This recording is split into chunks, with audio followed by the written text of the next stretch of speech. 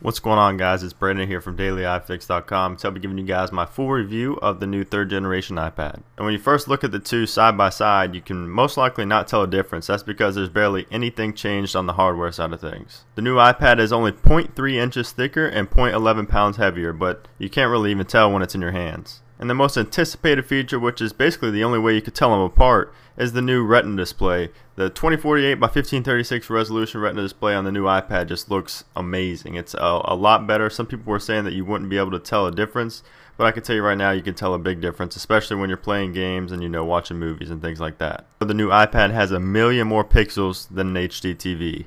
That's incredible if you think about it. It's not just the videos, the games, and the graphics and things like that. Just, the pictures, the text is so much clearer. It's just, everything is just a much better experience with the new Retina display. On the performance side of things, the new iPad has the A5X processor, which is obviously faster than the previous iPad's A5 processor, and it has quad-core graphics. The new processor obviously makes the graphics possible, those incredible graphics, but it does boot up slower and does sometimes run a few things slower than the iPad 2. Not by much, but just slightly.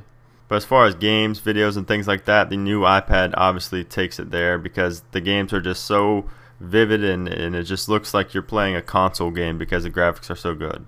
If you had an iPad 2, you know how bad that camera was, how grainy the pictures were, how bad they turned out, no matter if it was well lit or not as well lit. The pictures and video were just not that good. The new iPad has the dubbed iSight camera, which is a 5 megapixel camera, and it actually takes very nice pictures and video, and it does shoot in 1080p. Of course, the pictures and videos don't turn out as well as if you were using a iPhone 4S with its 8 megapixel camera, but really, who's going to be wanting to take a picture with a tablet? As far as the LTE 4G, I cannot actually comment on that because I only got the Wi-Fi model, but I do know that it's going to be a lot faster than 3G from the iPad 2. So that's another thing to look at if you are still determining whether you want to get the iPad 2 or the new iPad. Now on to probably my favorite feature of the new iPad. It is voice dictation. Dictation, in my opinion, is much more useful and better than Siri. As you see, I can just open my Notes application, tap on the little microphone button, and just say what I wanted to type out. And 9 times out of 10, the text will be exactly what you said. And I would like to mention that it comes out very quick. It does not have to think long. No matter how long your paragraph or sentence is, it comes out quick. Another question I was asked about dictation was if you actually have to say period, question mark, comma, things like that, and you actually do. That'd be a little insane if any device could actually tell when you end a sentence. So now on to the big question. Should you get the iPad 2 or the new iPad? If you are looking to play games and watch movies only, then I would say go with the new iPad. If you are looking to use it as a browser and use it maybe in college for notes, which is what I use, I would say go with the iPad 2. The reason I say the iPad 2 is because it just seems a lot smoother with the browsing and the taking notes and things like that. It just feels like it was meant for that. Unlike the new iPad, it felt like it's just meant for graphics and games and things like that.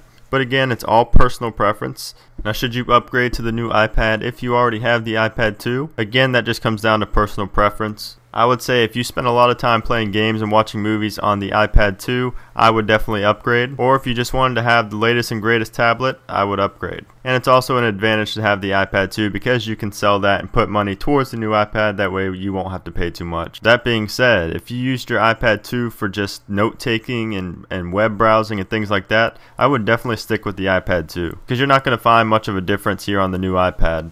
And if you have the original iPad, I would definitely say to upgrade just because it's going to be a big difference to you as far as performance, graphics, everything. It will be a lot better. Again, you could sell the old iPad and put some money towards the newer iPad. So that was my review of the new iPad. Let me know what you guys think, and I'll catch you later. Peace.